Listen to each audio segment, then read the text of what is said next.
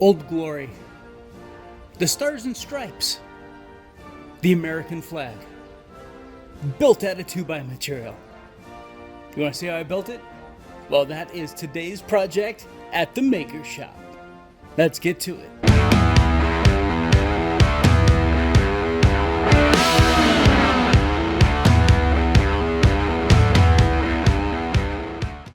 Alright guys, so you've seen what we're making. Now let's get to the actual making of it. So first off, let me apologize if you're hearing some fan noise in the background. I've got two fans. It's July in Texas and it is humid as all get out. I've got two fans running back over here, so just bear with me as I bear through this, and we will get this taken care of in very short order. So I've been researching making flags out of wood for a long time now, and there are two ways to do it with the waving effect. You have the guys that are very artistic, that just they have the big glue up or it's all clamped together, and they just kind of sit there with their pencil and go, okay, I'm going to make the waves here, and I'm going to make them over here, and I'm going to make these a little bit deeper and this a little bit wider, and they are fantastic. Then you have the guys that use a pattern, and it's very, the peaks and the valleys are all very even all the way across. Like Fisher Shop, his flag is gorgeous. I love his pattern, but it's a bit too symmetrical for me. So I'm doing a pattern, but it's going to look much more organic, very not symmetrical at all. So let me show you the pattern here.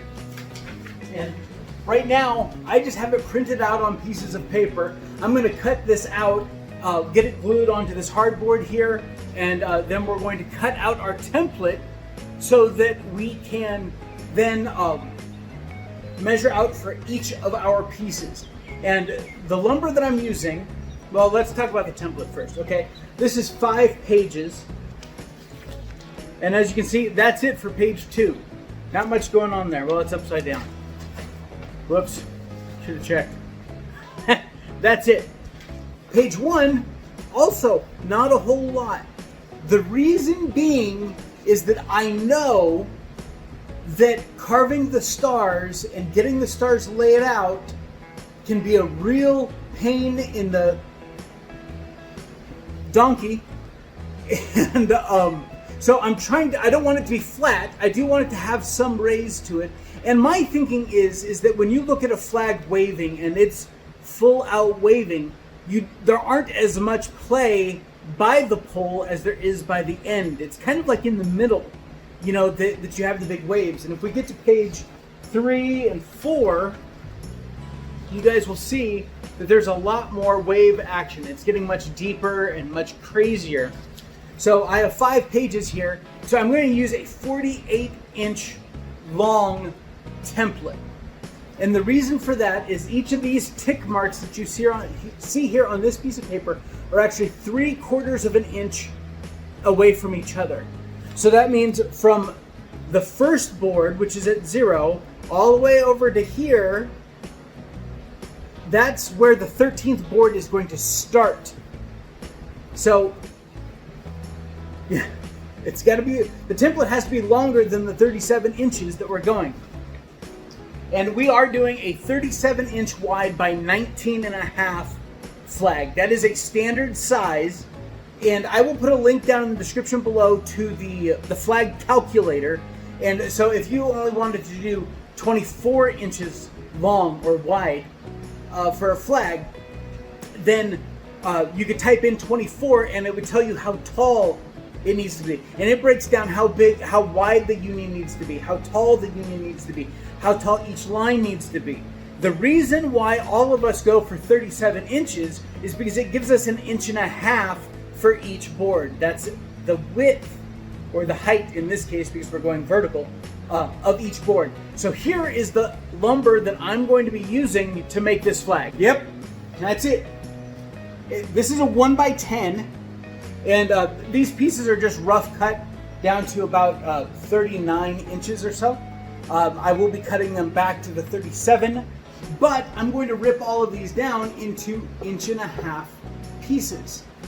So it's going to be 1.5 inch thick by 1.5 inch wide. Now I could have bought, 2x2s, but the problem is 2x2s tend to twist pretty quickly. This I can work with. I can cut the 1.5 inch by 1.5 inch, and it's going to lay out a whole lot better. And I think I get, for this one plank, I get 6 cuts. Doing maths in my head. Yes, 6. And I'll have just a little bit left over. So that means that if I bought a 10-foot piece, which is what I did, I will be able to get all of my planks out of 2 by 10 by 10 with extras left over. And the idea is that I actually bought 3 2 by 10 by 10s because I'm going to be making several flags. We're going to see, obviously, the U.S. flag with the 50-star Union and 13 stripes and all that stuff. But I'm also going to be making Texas flags because, well, I'm in Texas. And I happen to know a couple friends that would absolutely love a waving Texas wooden flag. Let's get to making our template. So I'm going to go ahead and move this camera, and then we'll be right back. All right, guys, really quickly, I'm just going to walk you through, and then I'm just going to kind of speed up this whole process because I don't think you want to see me sitting here spraying spray adhesive on this hardboard. So I'm going to take my template, and I'm doing this all upside down. So basically, I'm going to start my template over here that you guys can't see. Anyway, and it's going to end up over here at the end of our board. So I'm going to go ahead and trim along these lines. I'm going to leave the bottom line on each piece of paper so that I can line it up with this factory edge for this hardboard. And then when that's all done, we'll get to getting this thing cut out, and then we'll rip down our 2 by 10s, and we'll start putting this thing together.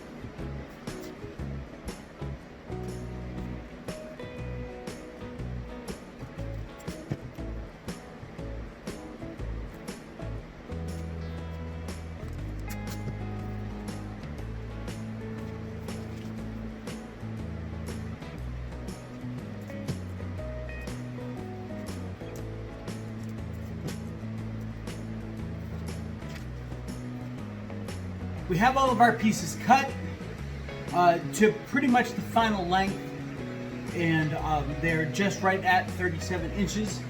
So now I'm just taking a quick look before I start numbering these things. I'm now imagining this flag put together. My Union is going to be up here in this corner. Okay, so I'm going to have, my red, my bright stripes until we get down to about here. So 1, 2, 3, 4, 5, 6. Yes, this will be our first full stripe right here. So I don't know that I want that knot there, but if we look at the other side of that board, that is a beautiful top piece right there. Okay, so I'm just going through. I don't want a lot of busyness in the grain. I certainly don't want a lot of knots and stuff in the Union. If I have to deal with some knots in part of the stripes, I'm okay with that. But the Union, since I'm hand carving each of the stars, I need to make sure that that this remains as knot-free as possible. So I may even grab my tape measure. I have a couple small knots here. I want to see where they're at. Those are right at 15 inches. And I know that that's going to be right at the edge of my Union. So that may be okay, but I still want to maybe take a look at this piece. This piece is just not very good for up here. So I may pull out like this piece here. Its grain pattern is pretty even keel all the way across, no knots that we can see. That's even very pretty. Man. I think I'm going to go like that. We'll put this back down in here. And I have this 2x4 here just as a call to kind of keep everything straight. Obviously, we won't need to really tighten this thing up until after we carve each one. So 1, 2, 3, 4, maybe this one here. No, that needs to be replaced. Let's go. Not that one. That one. So 1, 2, 3, 4, 5, 6, 7. Yep. See, I have a knot here, but I'm not going to be getting that deep for any of that. Let me show you. I have this knot here, but in the union part of the flag, I'm not going that deep, or at least I shouldn't be. So that shouldn't be a problem at all. And I'm okay that this is all busted out. That's going to be on the back side. So there we go, guys. Now I just need to go through and start taking our template. So I'll do 1 or 2 for you guys and get this marked up. So I will grab my first one, and basically all I want to do is, we know that that's the top. I'm going to spin the top away from me, and then I'm going to put my template on here. Scoot it a little bit closer. And basically I'm just going to trace out this template.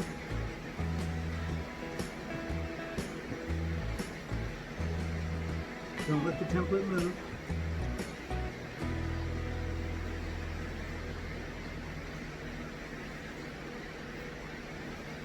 Now that I'm done with this, I'm going to mark on the safe side. So under where the template would be, what I'm going to be saving, and I'm just going to put 1. Okay, and then put it back.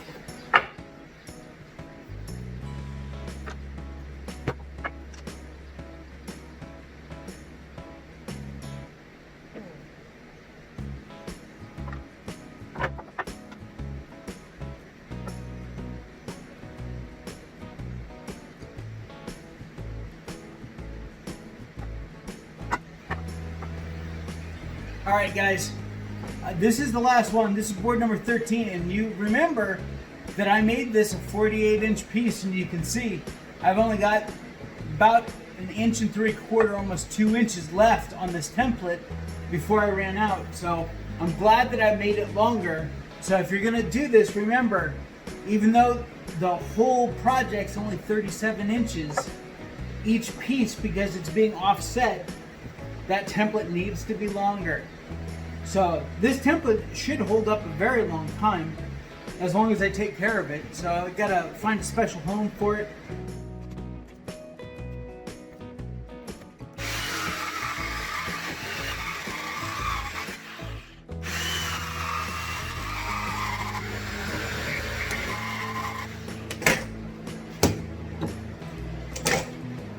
All right, guys, 1 down, 12 more to go. We'll see you on the other side.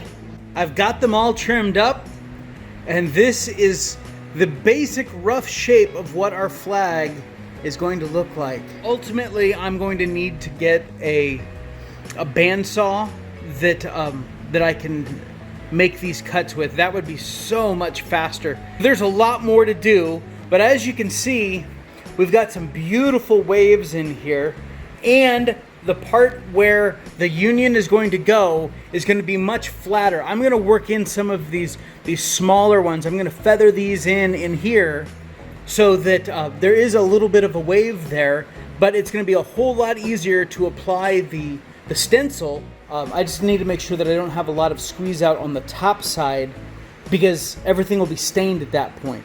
So let me get the turbo plane out, and I'm going to get this blocked up, and I'll be back in just a second.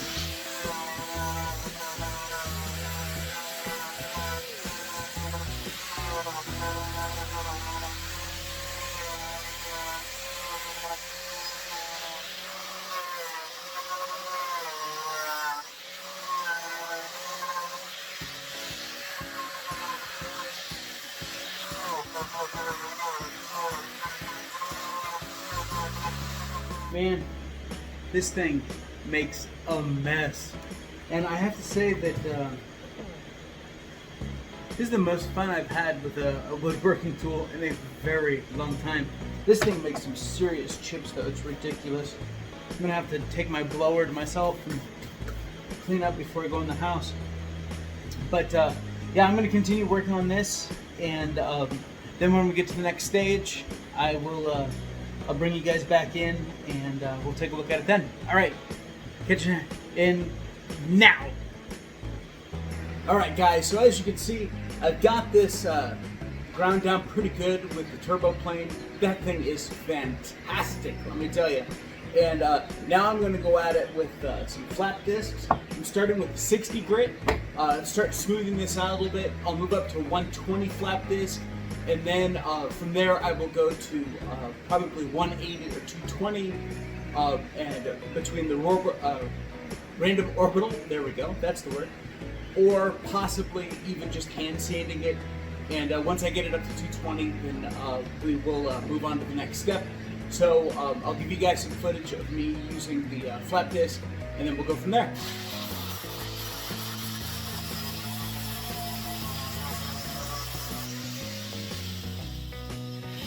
Alright guys, so I've done this with a flat disc at 60 grit. I'm going to hit it with the 120, but I just realized that you guys may not know, not everyone knows what a flat disc is.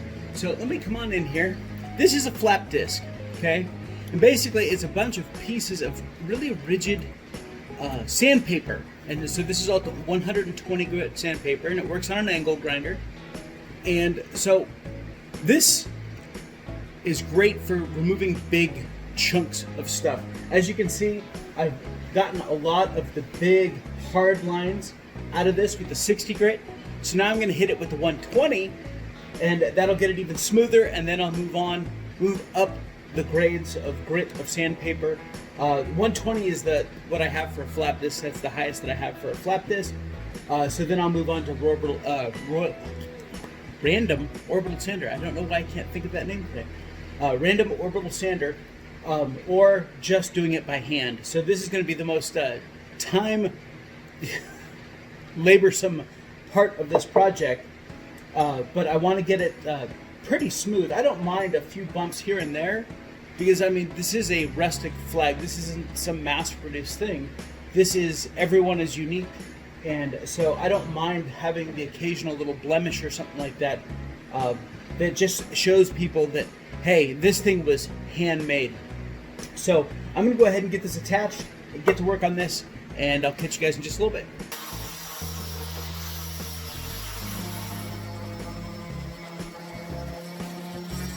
All right, guys, it is time to get torching. So I'm gonna light this thing up, and like I said, I'm looking for a light to medium torch on these, and then once they are ready, we'll brush them off, clean them up, bring out that grain pattern really well, then we'll get them stained, get them glued, and we'll wrap this thing up. All right, here we go.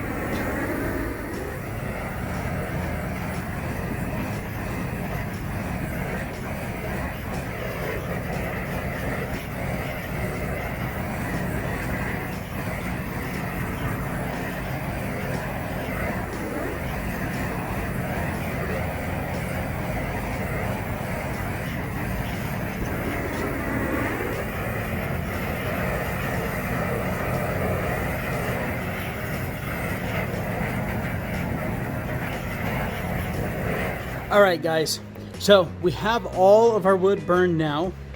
There we go. Now we're going to use this to clean it up, and then we will get to some staining. All right, so enjoy this sanding adjacent activity.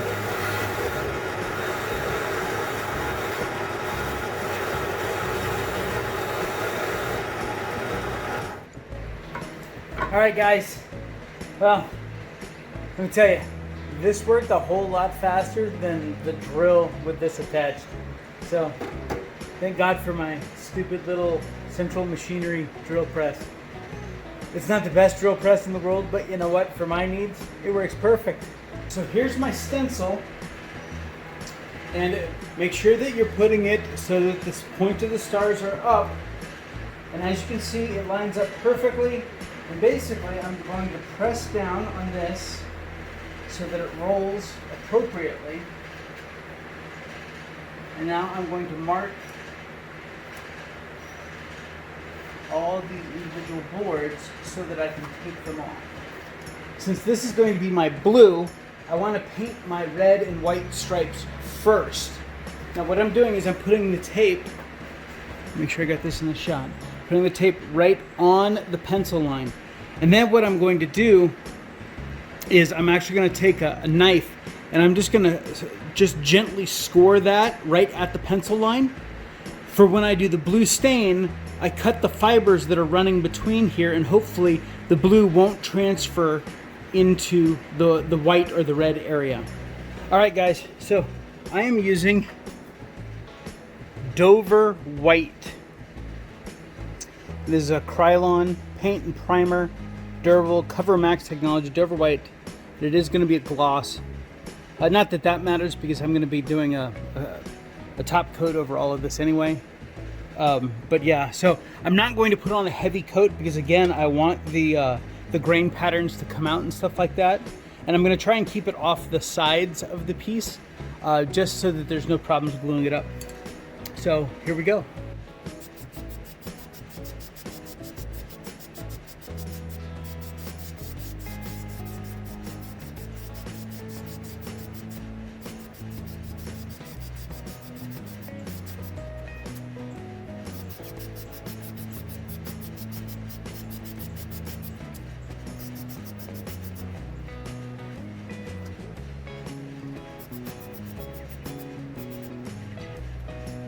Here we are. We are at the point of getting ready to stain. I'm going to be staining my red first, and this is, I'm going to very gently turn the can. It is a Varathane Classic water-based wood stain. I got this at the big orange box store, and they actually have a color list, and Scarlet is the one to go with. So I'm going to get to it.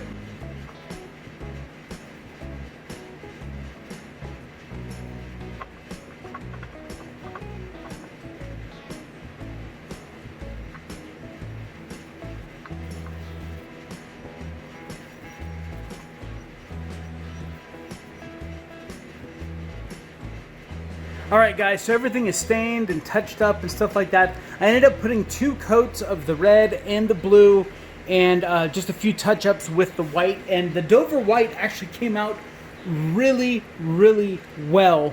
And it is time for the glue up now. I am using Type Bond 3, and the only reason I'm using that is the longer open time. I'm not worried about these things, you know, being like dunked in water or anything like that, so.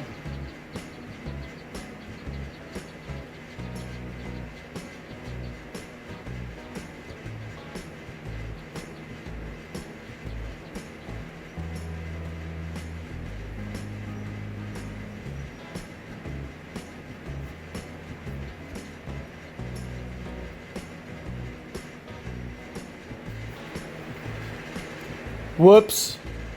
I stained the wrong side. I did catch it, but yeah, I originally stained the wrong side. All right, guys, she's clamped up. So I'm gonna let her sit, and we will come revisit tomorrow. I'll catch you right about now. All right, guys, so it's the next morning, and it is time to unclamp this thing and see if it's gonna fall apart. That's always my fear. So let's go ahead and get these clamps off really quick.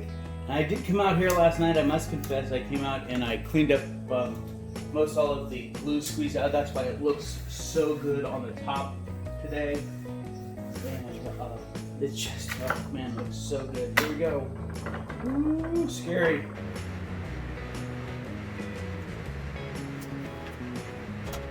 All right, guys. So I've got the stars all outlined. Now, one thing I do want to talk to you about really quickly is if you're going to use a stencil like this, I only taped it on one edge, and I actually pressed it down when I taped it so that it will be able to roll with the board itself. Here, you don't need to worry about repositioning it every time, but once you get out this far, if you're pulling this tight, your stars aren't actually going to be right with the roll. So you actually need to just use your hand and just follow the roll all the way out, and then do your star, so that it looks like the stars were on a flat piece, and now they're rolling through. So I'm going to go ahead and remove this. I've tried a couple different techniques. Ultimately, graphite one out. But I don't even know if you can see the stars. Let me see if I can't move this camera here. There you can see them a little bit. Yeah, at least I can see them on the camera now. So yeah, that's about as good as you're gonna get with drawing them out. Now comes the it's going to be a task, and I won't make you sit through it all. I will show you how I intend to do it, and then maybe show you a little bit of time lapse, and then we'll just get to me being done through the magic of editing. All right, so let me set this camera back up, and I will get my Dremel set up, and yeah. All right, guys, so the easiest way to do this is with some sort of rotary tool. I have a Wen, or you could use a Dremel, and this is the bit. Come on, focus. There it is, maybe. Anyway, it's a 105 bit, and I have the Dremel rotary tool engraving kit, and if you look back here, the 105 is the smallest carving and engraving bit that they have. So yeah, that's what you want to do your outlines with, and then you can move to like the 107 or something like that. Yeah, I would do either the 106 or the 107 to carve out the middle of the stars, but to get the actual edge, you want something really, really fine so you can get precise points on your stars. So I'm not saying that I'm actually going to get precise points on stars. I could screw this whole thing up royally, but get comfortable. You're going to be here a while.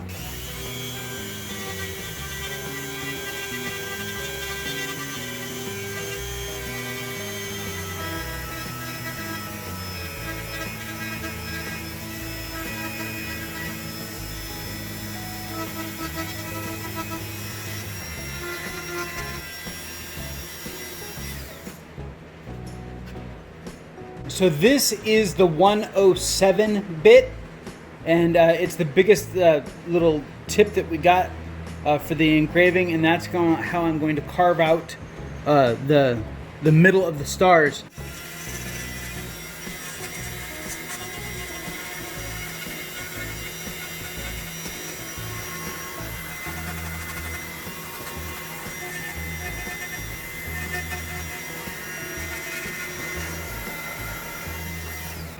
Well, there we go, guys.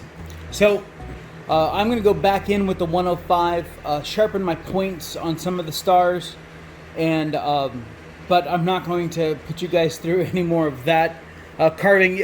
You have an idea of what I'm talking about. Like right here on this piece, it's a little rounded off at the top of the star, so I'm just going to clean that up. Next time you see me, we'll have all the stars complete, and we'll be ready to put on our top coat. Alright guys, so I am using Deft Clear Wood Finish Gloss. I'm going to spray it right here, that way I'm outside.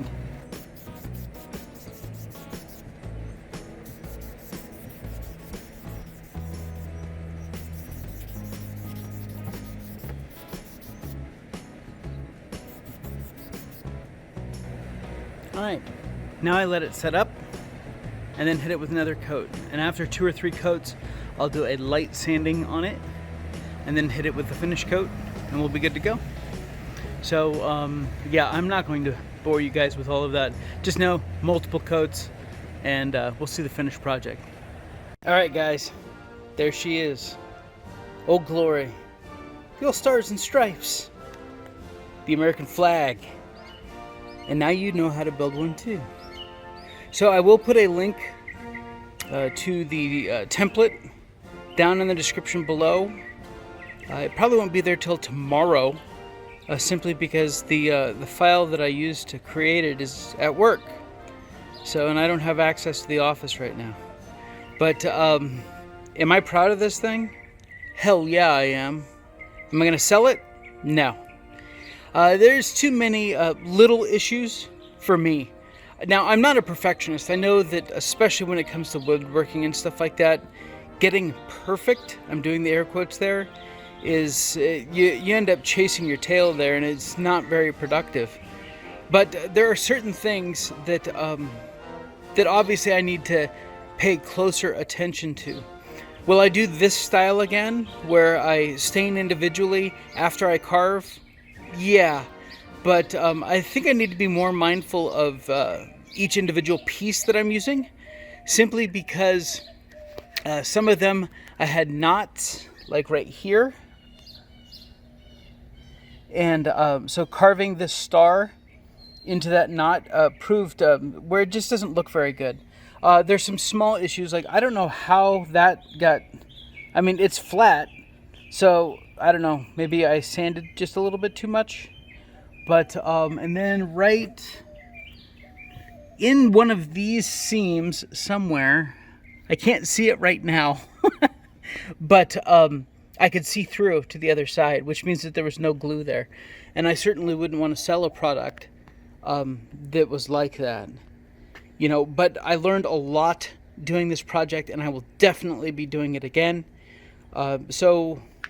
Yeah, maybe one day you will be able to buy this thing on Etsy or something like that from me. Not from any of those other guys or gals, but from me.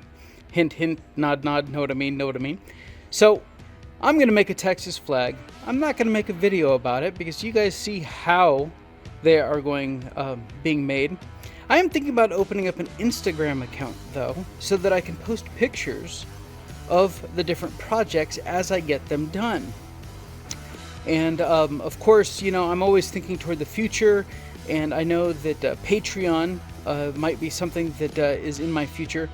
And maybe for a couple bucks a month, you can follow along with the progress. I'll take snapshots and post them, so you could literally be part of the project as we go along. Maybe that'll be a cool, not prize or gift, but benefit for being a patron.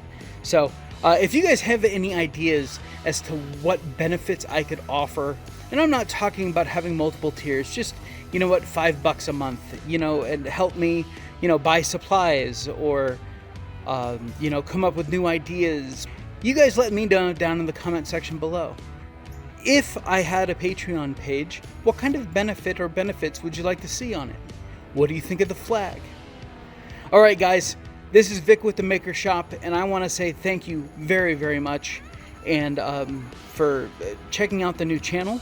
If you are new to my channel, I will be doing projects like this day in, day out throughout the weeks. I will be posting new projects, so make sure to ring that bell notification icon so that you get notified the next time I post a video. Until next time, this is Vic with the Maker Shop saying this has been the greatest day of my life. Go build something. See ya. Waiting for the truck to drive by. Get this graphite out of there. We don't need that no more. But it's Texas weather. If you don't like it, wait 5 minutes. It'll change. So right now I'm just kind of shaking the can and, you know, screwing with you guys. And I mean, I could have just cut to me spraying, but I could sit here and ramble on. Like, this video isn't long enough already. I'm sure it's going to be ridiculously long. I haven't even started to edit it yet, and I'm down here at the end of the process. So how long could it possibly be? Well, I know that I dropped the footage in, and just raw footage alone, I have almost 4 hours of footage. Probably 5, including today. So, yeah, I mean, this could be like a 2-hour-long video, but you know that it isn't a 2-hour-long video because, well, you saw how long the video was before you even clicked on it. So, all right, I'm done talking. I'm done shaking. Let's get to spraying.